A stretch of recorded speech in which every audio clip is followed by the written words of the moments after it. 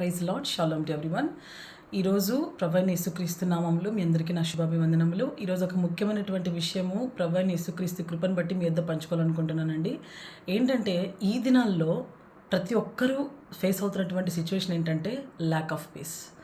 అంటే మనశ్శాంతి లేనితనం, బాధ, కన్నీళ్ళు, కృంగుదల, డిప్రెషన్, యాంగ్జైటీ, ఇంకా ఏమేమి ఉన్నాయో ఆ పేర్లన్నీ కలుపుకుంటే వచ్చేటువంటి ఒక డెఫినేషన్ ఏదైనా ఉందంటే లాస్ట్కి డిసప్పాయింట్మెంట్.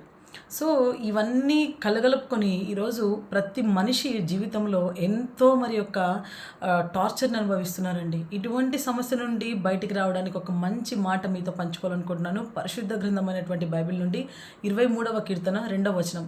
పచ్చిక గల చోట్ల ఆయన నన్ను పరుండ చేయుచున్నాడు. హల్లెలూయా, 100% అండి. ఎవరైతే వీక్షిస్తున్నారో ఈ యొక్క వీడియోని దయచేసి ఒక 2 మాటలు మీరు ఒక మనసు పెట్టి ఆలోచించండి. పచ్చిక గల చోట్ల ఆయన నన్ను పరుండ చేయుచున్నాడు అన్నప్పుడు ఒక హోప్ మనకు వస్తుందండి. ఆ మాట విన్నప్పుడు అది హార్ట్ఫుల్గా చదివినప్పుడు మనకు హోప్ వస్తుంది.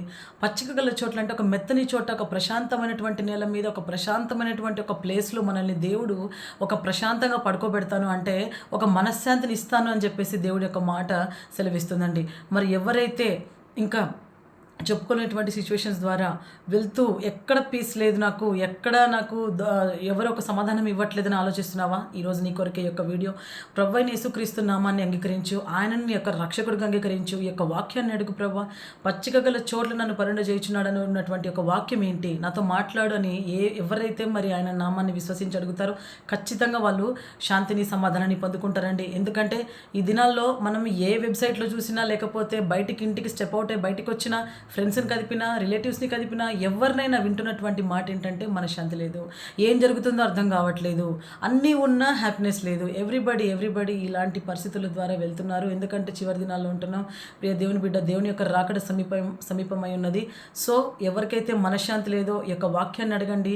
కీర్తన 23:2 ప్రకారం ప్రభు అయిన యేసుక్రీస్తుని మీరు అడగండి. ఖచ్చితంగా మీ జీవితంలో ఒక ప్రశాంతమైన మనస్సు రావడమే కాకుండా మీకు సమాధానం కూడా దేవుడు అనుగ్రహించి మిమ్మల్ని ఆశీర్వదిస్తాడు. ప్రభువైన యేసుక్రీస్తు యొక్క వాక్యాన్ని మీ హృదయాల్లో భద్రపరచును గాక. God bless you. ఆమేన్.